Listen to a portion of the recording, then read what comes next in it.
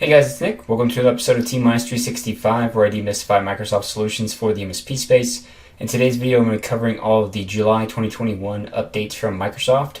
If you've watched my previous update videos, you know I take all the 100 or so announcements that Microsoft comes out with each month and I condense them down to what I feel like is relevant to the MSP space with the ultimate goal to help you be more proactive with end user changes.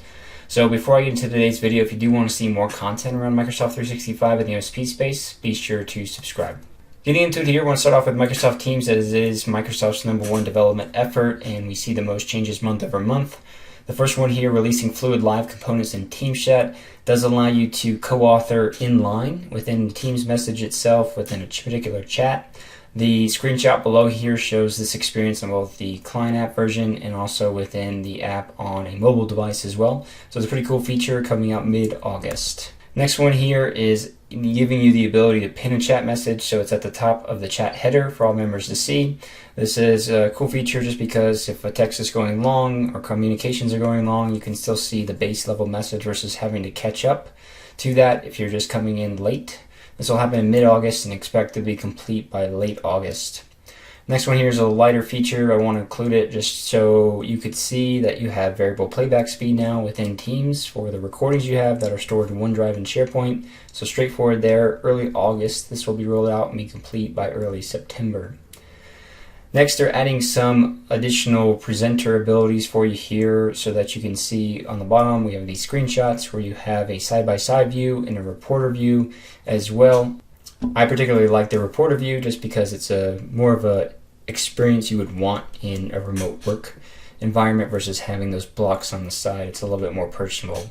This is happening mid-August to be complete by mid-September.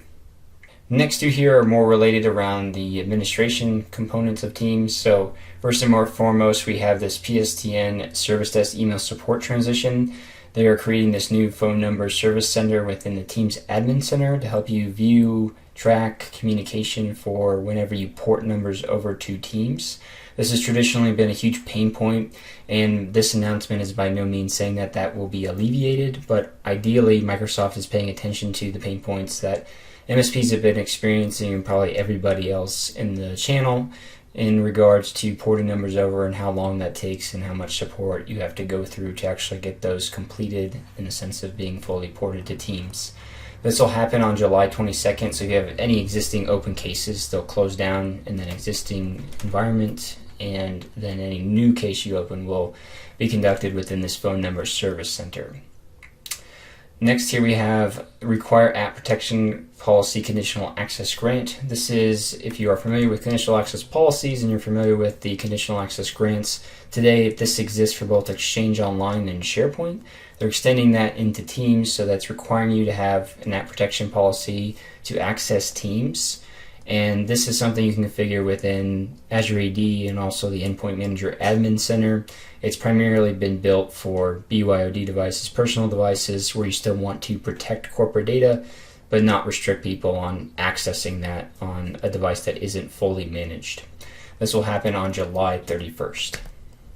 Next one here for Teams, we have this new default setting when opening Office files. It's a very light one again, but I thought it was helpful just because I find it annoying to continue to click through. I always want to open documents within the app itself, not within the Teams experience. You may be different though, so they give you the flexibility to decide which default option you want to choose. That'll happen in mid-August and be complete by late September. Last one for Teams here, music mode for Teams. I put this one in here just because if you have any clients that service the music industry and have complained about this feature, something that they want, it's now enabling high fidelity audio music within the session. This can be turned on with the screenshots you see below within the settings of your Teams app, and you can enable it and disable it in the meeting itself. So this will be coming in late July and be complete by late September. Moving into Exchange here, this is something that will impact users, but lightly in the sense of disruption in service or anything like that. They're changing the configuration for meetings to be online by default. So whenever you go into Outlook and you schedule a meeting, it will automatically attach the Teams meeting bridge to that meeting invite versus just having it blank, which honestly, it's the preferred method for me particularly. It is going to be on by default like that. If you want to opt out, you can by using PowerShell for the particular customers that you manage.